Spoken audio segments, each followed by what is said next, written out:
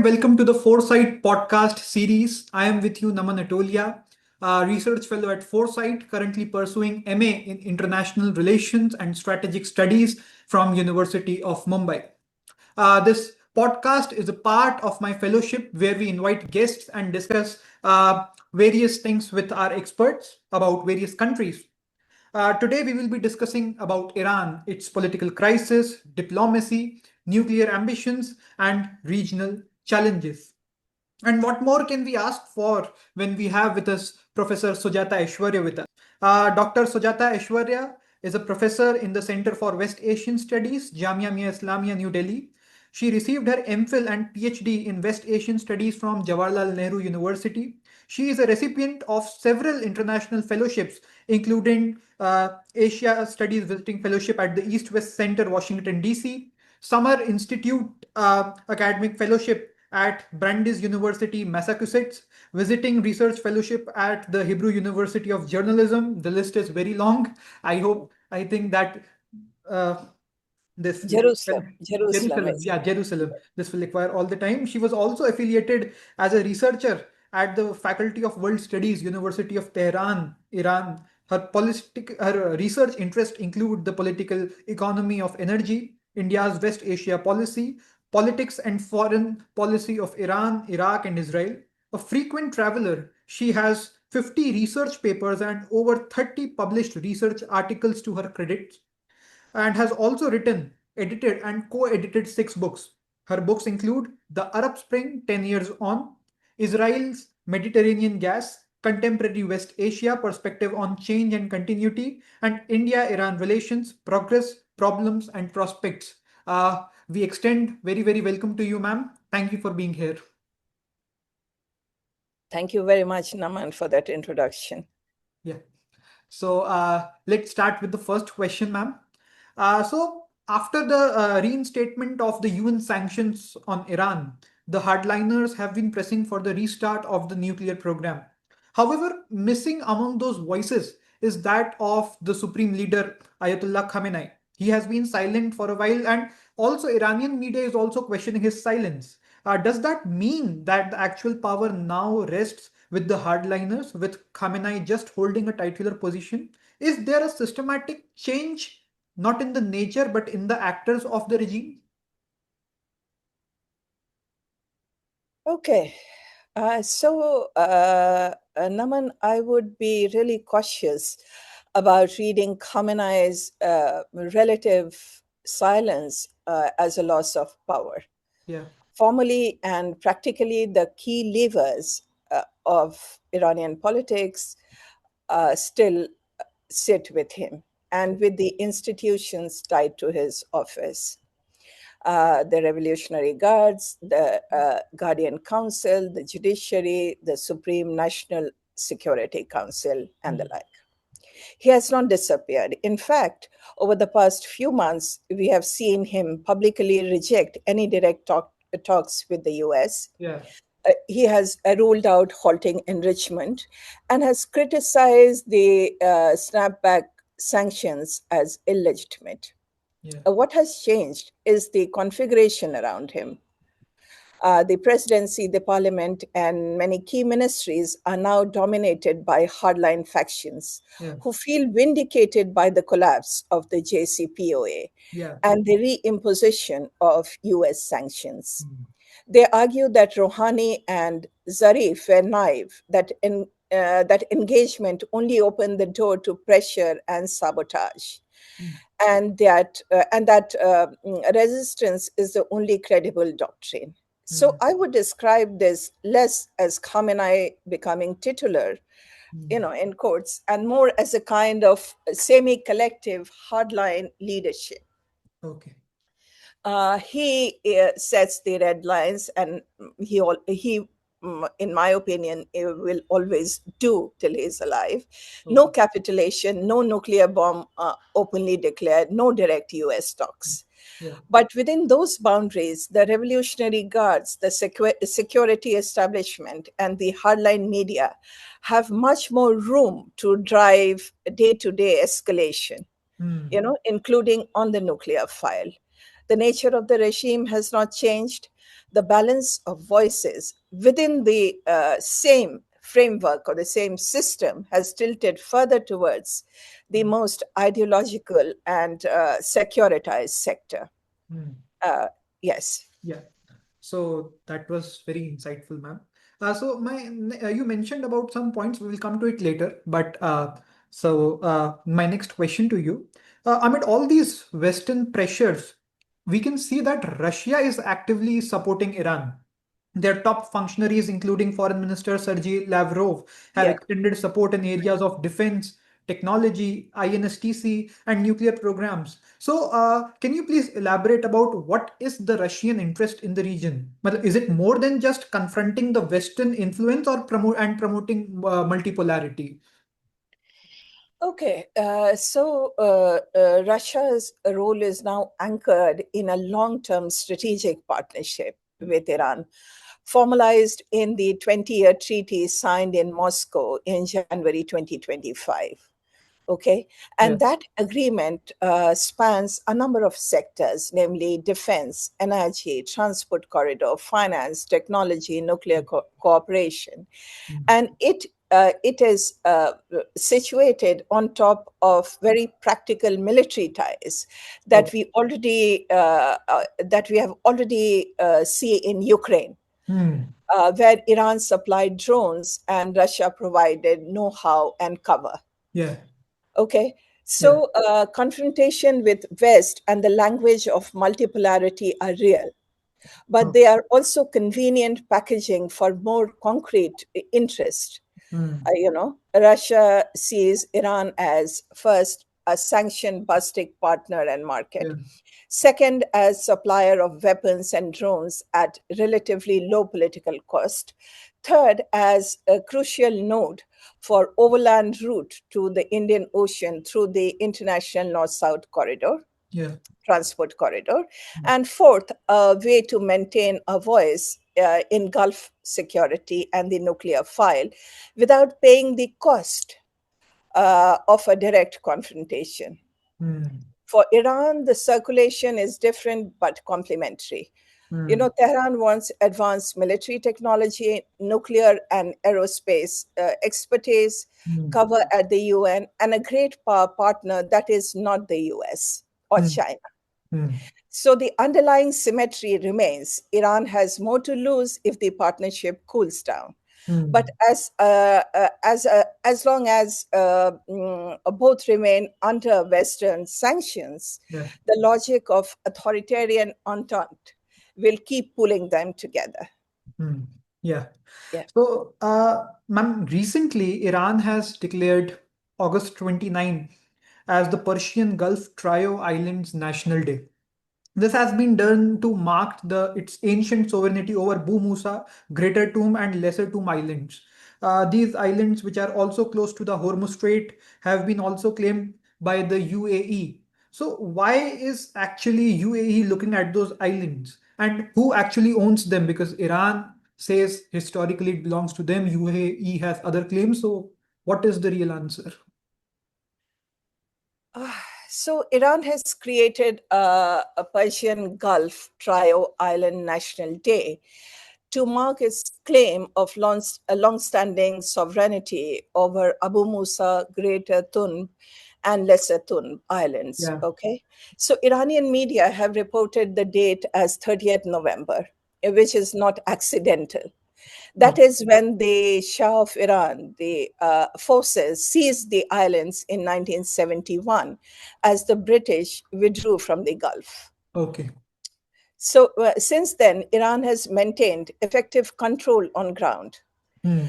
The UAE, however, argues that the islands historically belonged to the Qasimi rulers of Sharjah and Ras Al Khaimah. Hmm. Okay, the two emirates of the Yeah. UAE. Yeah. So, and whose rights were inherited by the new federation in 1971. So, UAE came into being in 1971, and Hmm. these were all separate emirates. So, Abu Dhabi calls Iran as an occupying power and has tried to internationalize the issue via the UN, the Arab League, and the GCC and now through joint statements with actors like the EU and China. So why does the UAE care so much? We need to ask that question. There are two things here, geography and symbolism. Okay. Now, the island is located near the Strait of Hormuz, which is vital for Iran, for oil and gas security. All right. So sovereignty translates into control over surrounding waters, potential energy resources in these islands, and the sea lanes of communication. So for Iran, these are UAE's concerns, and for Iran, they are a patriotic red line and a reminder of imperial reach under the Shah that the Islamic Republic has fully appropriated. All right. So for the UAE, they are tied to the question of statehood, dignity, and maritime security. So while the Islamic Republic will tell you that it has pushed the Shah's era into the background and is a brave new world for Iran, what it has really done, even in domestic politics, is to fully appropriate many of Shah's moves and policies, both in the domestic and foreign policy arena. So for Iran and the UAE, the concerns are different and contradictory. So the National Day is Iran's way of saying, or rather the Islamic Republic's way of saying that this is not up for negotiations. Okay. It will not negotiate with the UAE on these islands at all. Okay. So thank you very much for that. You just mentioned about Rouhani and Sharif. Let's come to that part. Other than like those in power, these two personalities, Hassan Rouhani, who was the former president, and Javed Sharif, former foreign minister, have been in news quite recently. They were the architects of the 2015 deal, the JCPOA deal, and they have maintained their stand of nuclear energy, and the hardliners are also demanding their execution.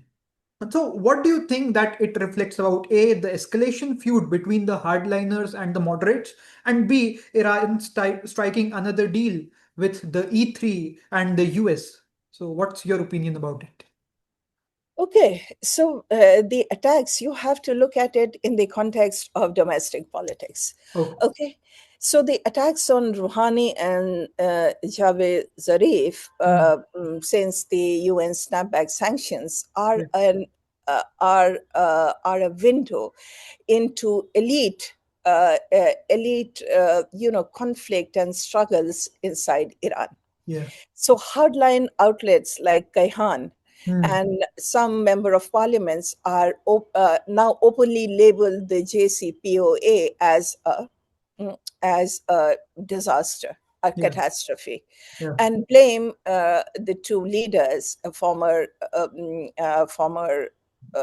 president and the foreign minister, as architects of the snapback mechanism. And in a few cases, also talk about imprisonment or even harsher punishment, though this is not the official judicial position on the issue. Now, the war and the Israeli-US strikes on Iranian nuclear installation and sites have really given fuel to the narrative that the engagement within the JCPOA invited vulnerability. For the hardliners, Rouhani and Zarif are useful scapegoats. Attacking them sends a signal to the current president,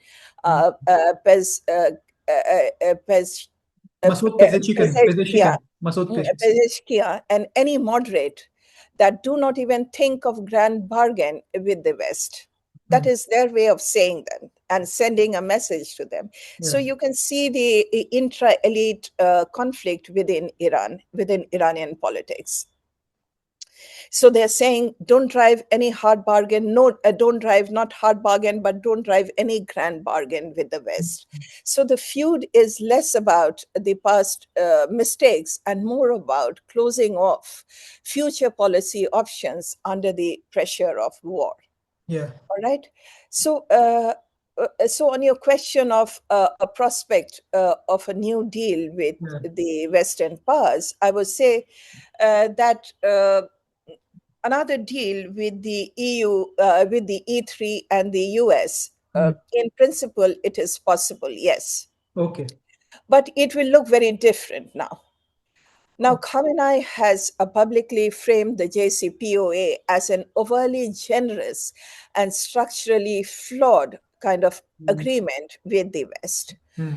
particularly because of the snapback sanctions. Yeah. So, any new arrangement is more likely to be narrow technical understanding, in my opinion. Mm. Something related to capping enrichment, avoiding attacks on Iran's nuclear installation and sites, limited sanction relief, and the like.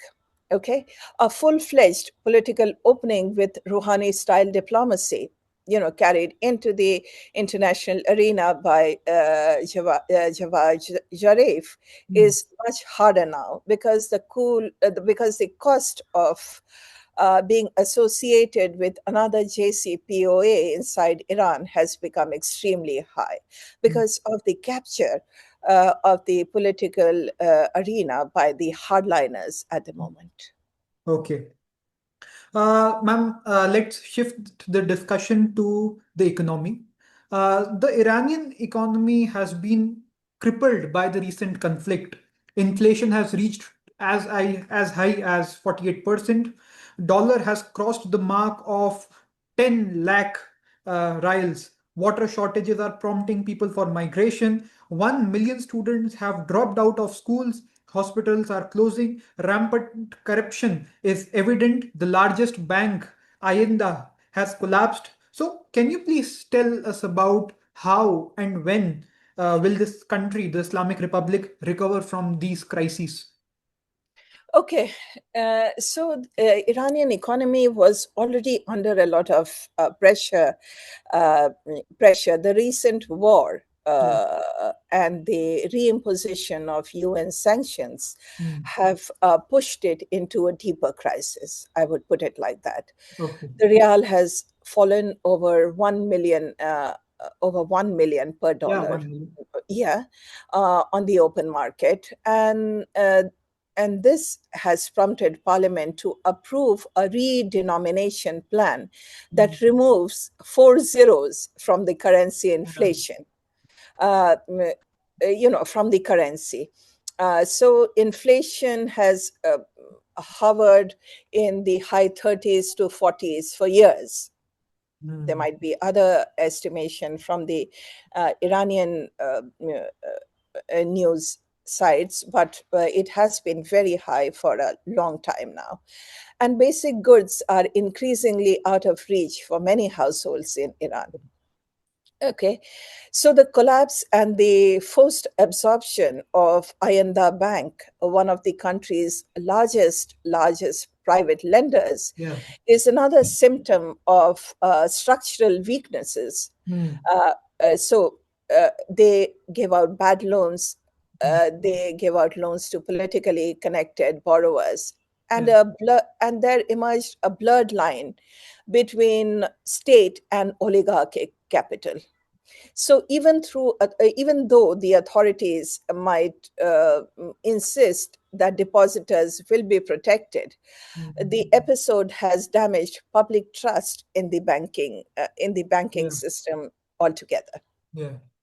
So recovery, in my opinion, will not be quick, and there is no purely economic part out of this pressure and morass. Hmm. Three conditions would be needed. One, some easing of sanction through a limited nuclear understanding with the Western countries. Okay. Serious domestic reforms that tackles corruption, banking sector governance, and energy subsidies, Yeah. and a calmer regional environment that reduces risk uh, and encourages investment. So Oh. three are uh, these 3 points are the ways in which Iran can navigate its way out of the economic problem that it faces at the moment. These are not easy because domestically there seems to be a lot of infighting. Yeah, All that right, was, yeah, that would impinge on on any of these path, yeah, easing out any of these paths. Moreover, if you without these paths, you get muddling through, periodic currency panics in Iran, chronic inflation, brain drain, and pockets of humanitarian emergencies, mm, such as water deprivation in provinces like the Baluchistan yeah, and Khuzestan province. mm, So these are going to be manifested in a lot of in various humanitarian, in the humanitarian arena. So if I would say, however, Iran managed even a modest diplomatic de-escalation with the E3 and the US, mm, plus incremental reforms at home. mm, You could imagine basic stabilization in 2 or 3 years, not prosperity, but a breathing space for the Iranian state. The real question here, as I was talking before you in our informal chat, yeah, the real question is political will, not mm, technical know-how, or not the non-existence of paths yeah. out of these very, very deeper structural issues. Okay. Yeah. So that was really very interesting. Ma'am, our discussion reminds me of the Indian strategic thinker Kautilya, or Chanakya as we call him. He mentions in his mandala theory that enemy's enemy is a friend. But I think that it is not the case with Iran. The GCC, the Gulf Cooperation Council, and other countries like Turkey in the Gulf have went all possible way of condemning Israel and supporting Palestine, but have chose either not to or just play safe when it comes to Iran. Matlab, why this is so? Is it due to their allegiance to the US, or the age-old Shia-Sunni rivalry is at work? What is your view regarding that? Okay. It is true that the Arab countries and Turkey have been vocal in condemning Israeli strikes on Iran and Yeah, in expressing solidarity with the Palestinians, yeah, that you can see and read in the media. Now, GCC, the Gulf Cooperation Council, as a bloc, criticized the Israeli attacks as a violation of sovereignty and yeah. called for de escalation. Mm, And Turkey has framed Israel's actions as destabilizing and even genocidal in Gaza. mm, yeah, But they are equally clear, let me tell you, that they do not want to be dragged into Iran's confrontation with Israel and the US. okay, Both the GCC and Turkey want to maintain their relations with at least the US, okay. and at a lower level with Israel Mm, as well, mm, under the Abraham Accords, and the Abraham yeah, Accord countries would definitely like to maintain those relations. So Gulf countries fear missile attacks on their own territory, and disruption of energy export on which they rely, mm, and refugee flows and a collapse of investor confidence if this goes on for a long time. mm, If the Gulf and the region it faces destabilization. So they have spent years trying to reduce tensions with Iran, including the China brokered Saudi Iran detente, which they see as fragile and reversible. So their message is essentially, look, we oppose Israel's strike on Iran.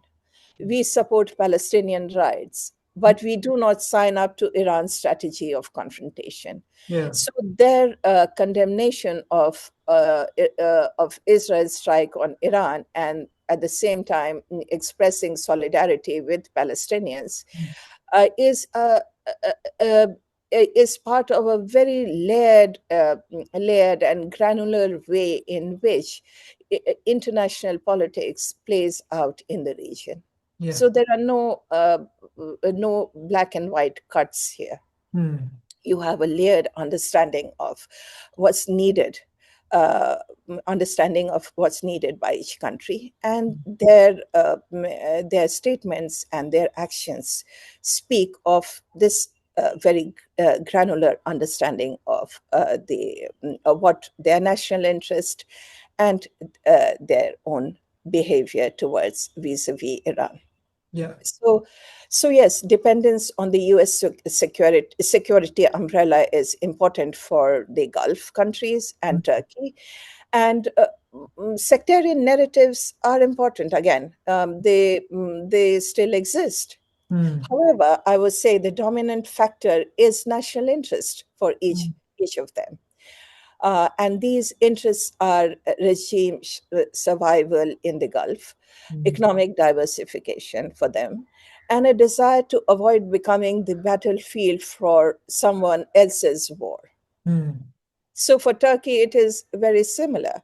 Hmm. Ankara condemns Israel, worries about refugees and spillover. It has already housed over 1 million refugees from Syria, and positions itself as a mediator, as a middle power eager to mediate. So it's choosing what it wants to do.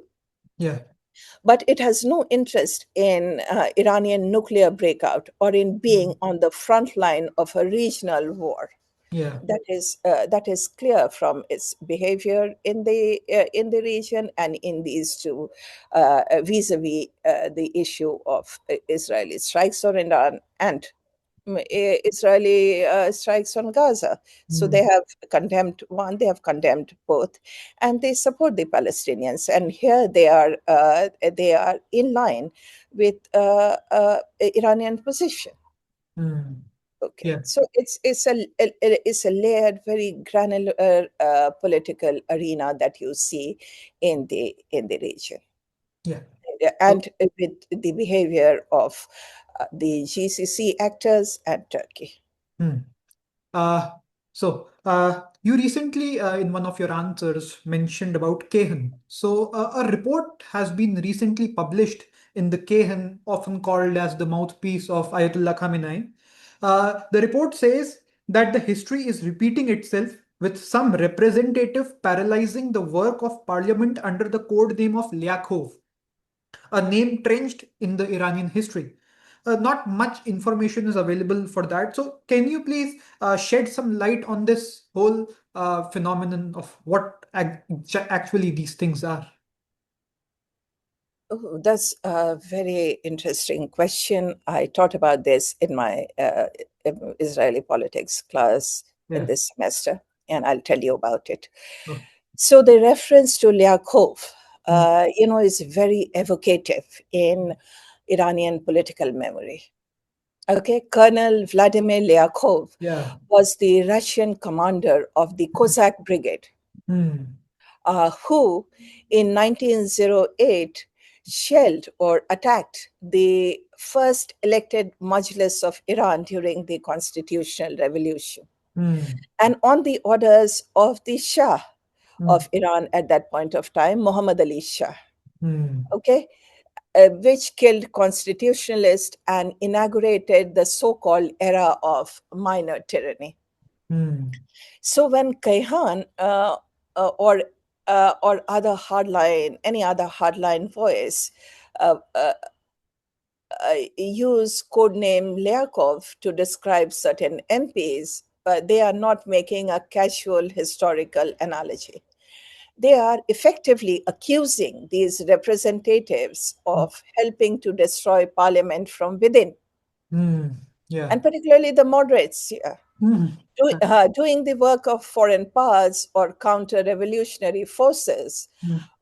by paralyzing legislation and blocking what hardliners Hmm. present as revolutionary Yeah. or sovereignty enhancing policies. Hmm. And let me tell you what are these sovereignty and revolutionary and sovereignty enhances policies are.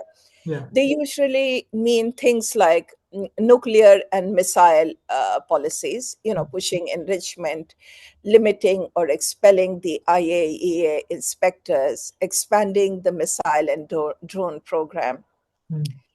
Now turning away from US, Europe, and pivoting to Russia and China, insisting on self-sufficiency in key sectors like fuel, food, technology, and the like.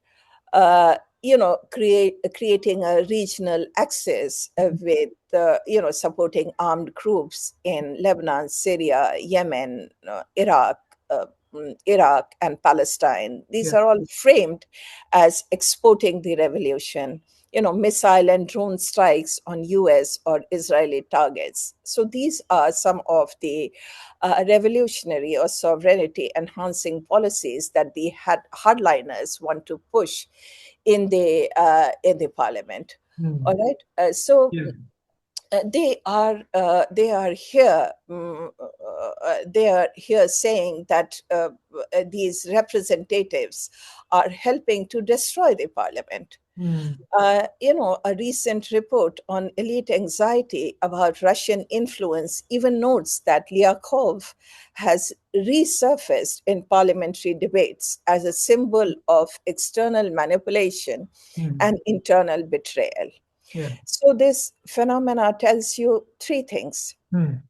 First, that parliament is deeply fragmented. I earlier talked about elite conflict and elite struggle in Iranian politics in the current context, and that parliament is contested even within the supposed hardline camp. So there is division within the hardliners themselves. Some support one so-called sovereignty policy over the other. And, even the hardline camp is divided over which policies deserve the attention of the parliament. Second, that accusations of treason and foreign collusion are being normalized as tool for internal discipline. So if you accuse someone of foreign collusion, you can give the strictest punishment. So treason is never tolerated by any country. And third, that the historical fear of parliament being neutralized by force in 1908 by procedure today remains very much alive in Iran's political imagination. So they are using an imagery and historical memory from 125 years ago or 120 years ago to evoke the perceived threat from any internal constituency, and here they target the moderates, and from any external power. So it reveals or it exposes the anxiety among the hardliner elites about Iran's current political and economic crisis. So that was really very interesting and very insightful. So let's shift to the eastern part of the country, the Sistan-Baluchistan province, which is experiencing protests from long ago. After this conflict, the Israel-Palestine conflict, they have everything has been aggravated. They are protesting with slogans like "Down the Shah, down the Pahlavi," and are pushing for a third option, which can be a democratic option. So, can you please elaborate? Is this even possible? What is the future of this province, this Sistan-Balochistan province? Now, this particular province has been one of the most marginalized and securitized province in Iran for decades. There's high poverty, high scarcity, cross-border smuggling economies, and a history of harsh repression. Okay, it also became the last stronghold of street protest after the Masa Amini uprising. After the Masa Amini uprising had failed elsewhere. So the new wave of protest, particularly in Zahedan, has adopted slogans like "Neither the Shah nor the Sheikh," "Freedom and a Democratic Republic," and the talk of a third option, explicitly rejecting both the old monarchy and the current Islamic Republic. So the slogans tell you a lot. Mm. Opposition groups linked to the exiled groups have amplified this framing, but the core grievances are very local. Yeah. These pertain to executions, discrimination against Baluchi Sunnis, Mm. lack of water, lack of jobs, Yeah. and the sheer visibility of street violence in society. So, is a democratic breakthrough from Sistan and Balochistan province likely? Realistically, no, Mm. because the state has concentrated security forces there. It Mm. treats the province as a national security frontier, Mm. and it has shown a high tolerance for bloodshed. So state has not lost the will to perpetrate violence in this particular province. At the same time, what happens there matters symbolically. It keeps alive the narrative that choices are not the Shah or the supreme leader, but Mm. a different political order Mm. Right. altogether. In that sense, the future of Balochistan, Sistan-Baluchistan province is tied to the broader or larger Iranian question Mm. whether the regime can govern or keep governing through repression, Mm. plus limited co-optation Mm. from this area, or whether a repeated crisis, Yeah. economic, environmental, political, can eventually create an opening for more inclusive democratic project. So that's an open question. Mm. And that is the question that is tied to the broader question of reform and change in Iran as a whole. Yeah. So, ma'am, let's shift the discussion. My last question to you. I want you to speak something about the Chabahar port. The port has been in news quite often, from a US 6 month sanction waiver to the very recent Afghan minister Nuruddin Azizi's visit seeking to expand trade through it. The port is also linked to the ambitious INSTC corridor. But don't these steps irk the US as it is strategic for the non-Western front? Also, can we believe that the sanction waivers are a sign of relief and there is nothing going on in the minds of the US President Donald Trump regarding the same? Okay, so Chabahar keeps coming back into the news for a reason, and Yeah, I'm going to take each of those parts of the question please. separately. Yeah. So, first, a quick reminder of what's at stake for the actors here. Hmm.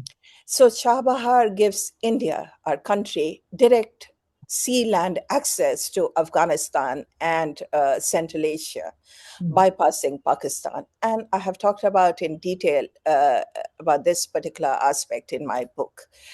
Okay, you can go ahead and read that. Definitely. Second, a southern node for the international north-south transport corridor that links India to Russia and Eurasia through Yeah. Iran.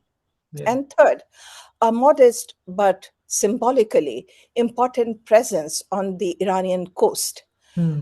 opposite China-backed Gwadar port Got in Pakistan. So India signed a 10-year agreement to Yeah. operate the Shahid Beheshti Hmm. terminal in May 2024. Hmm. And this year, the US, under Donald Trump, first revoked the old sanction waiver, and then, after a lot of lobbying, gave India a new 6 month exemption at the very last minute. You know about it. So, on the top of that, you have Afghan Commerce Minister Nuruddin Azizi in Delhi Yeah. very clearly saying, and saying, uh, that we want more trade via Chabahar. We want Indian investment, and we want alternatives to Pakistan. Yeah. So your question is, doesn't it all irritate Washington? And is the waiver a sign that Trump administration is relaxed about it? I would say the US is uneasy but pragmatic here. From Washington's point of view, Chabahar sits at the intersection of three worries. Let's look at the US point of view. First, Iran sanctions. Now, Trump is back to maximum pressure posture that he pronounced in his first administration. And his team has just sanctioned a whole list of entities, including some Indian ones. Yeah. We talked about it, for helping Iran sell oil. Now, the second worry for the US, and from the US point of view, is Russia and the international North-South transport corridor. That corridor ultimately connects India to Russia via Iran. Yeah. Right? Which is not exactly the Western dream connectivity project. Yeah. And third is China's footprint.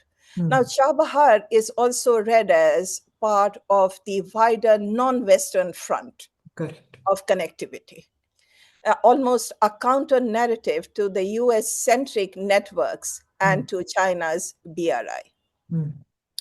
So yes, in strategic terms, Chabahar is uncomfortable for the US. That's why the waiver is only for 6 months at the moment. It comes after a public revocation. And we have seen that. And it is framed very narrowly. Humanitarian supplies and connectivity to Afghanistan and Central Asia. Not a free-for-all India-Iran commerce. So we have to keep that in mind. At the same time, cutting Chabahar off completely would push Afghanistan further into dependence on Pakistan, China, and Iran. Alienate India at the time when Washington wants New Delhi to as a key partner in the Indo-Pacific arena, balancing China, and make the US look like it is blocking humanitarian and reconstruction access. Yeah. So Washington is doing what it often does. Yeah. Holding its nose and tolerating a limited exception, because the alternatives are far worse. Yeah. Okay. What does the waiver tell us about Trump's thinking? Another part of your question. I would not read the waiver as Trump is fine with Chabahar. Nothing to see here. Nothing, it's not something of that sort. Yeah. Look at the sequence here. In 2018, the original Chabahar waiver was granted. This was justified as helping Afghanistan. In 2025, the Trump administration revokes that waiver with an effective date of 29 September, putting everyone on notice there. Okay. But in late October 2025, after Indian lobbying and visible concerns, Washington issues a last-minute 6-month exemption. So India can keep operating the port till about April 2026. Yeah. All right. That pattern tells you two things. What does it tell you? The waiver is a lever, not a gift. Okay. It's short, reversible, and clearly conditional.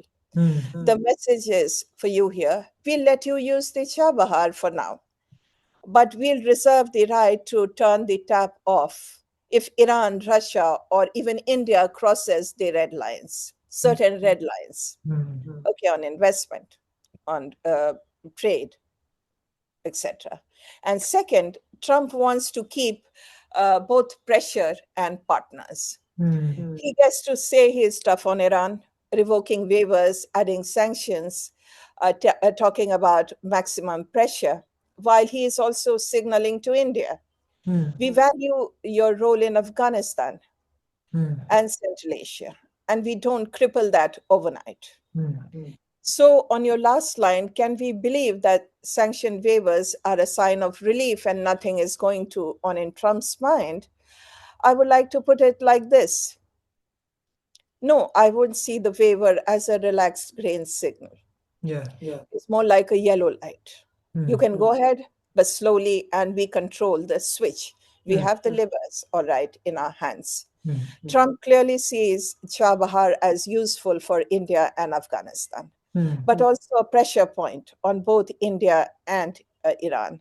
So, waiver, rather, Iran and India. Hmm. So, waiver buys time, it doesn't remove the leverage. Hmm. Okay. Yeah. So, Chabahar does not sit comfortably with US Iran policy.